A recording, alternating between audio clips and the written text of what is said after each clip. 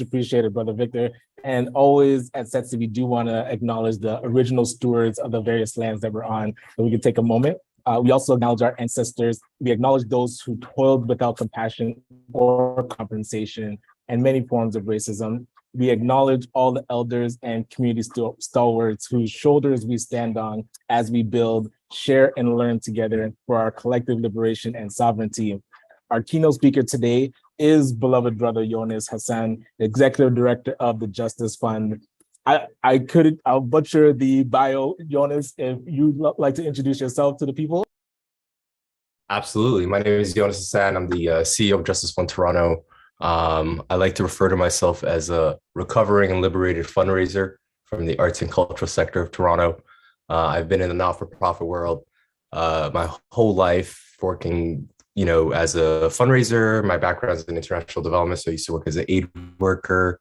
And since 2019, I've been working with Noah Forty Shabib, who's one of the co-founders of October's very own OVO, on this remarkable organization we co-founded together called Justice Fund. And I can't wait to share a little bit more about it with you all. Amazing. I mean, I would love for you to just go in, but I'll start off with a quick question. So your campaign last year calling out and calling in the philanthropic sector in Canada has never been done before, especially at the scale. So I'm so curious, what inspired that movement? Yeah, for those of you who don't know, last year we rented a 18-wheeler truck and wrote Canadian philanthropies hoarding over $85 billion of charitable dollars and parked it outside of City Hall. The same day, our friends at Philanthropic Foundations of Canada was hosting their annual summit.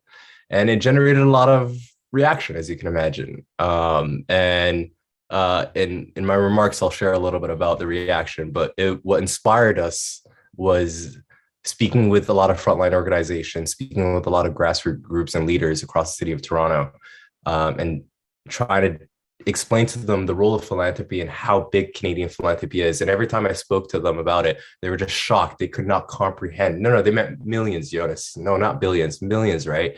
So we had to visualize it for them so they can digest it. And I think the impact was significant. Today, I am currently in Los Angeles, California, and I've been doing a speaker series since I've been here, speaking at, SOCAP, Stanford University, the Global Forum for Philanthropy, all about the truck and the impact that it had, because it did not only reach Canada, it went across the world. Love that. And yeah, I just wanted to give that kind of context, but the floor is yours to really give us the keynote for the Social Impact Conference. And I'll get to my other questions after. Appreciate you. Absolutely. I appreciate you, Ryan. Thank you very much.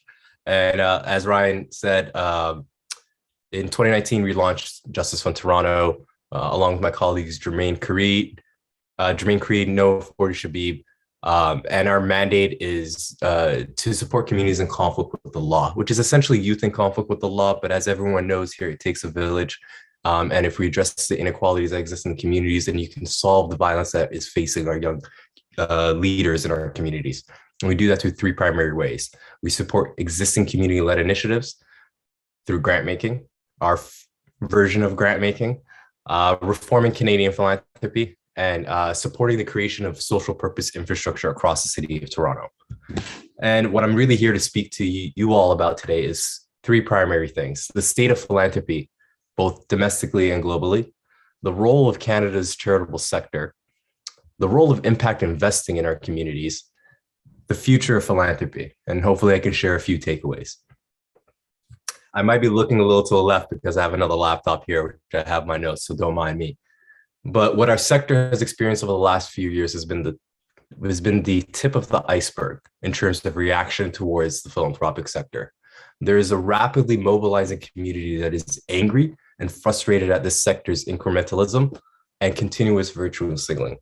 They're mobilizing, they're convening, they're learning and educating each other about the harms of settler philanthropy. And most importantly, they're building a charitable sector without philanthropy as currently constructed. Canada is home to the second largest charitable sector in the world, over 86,000 charities in this country that employs 10% of Canada's working GDP.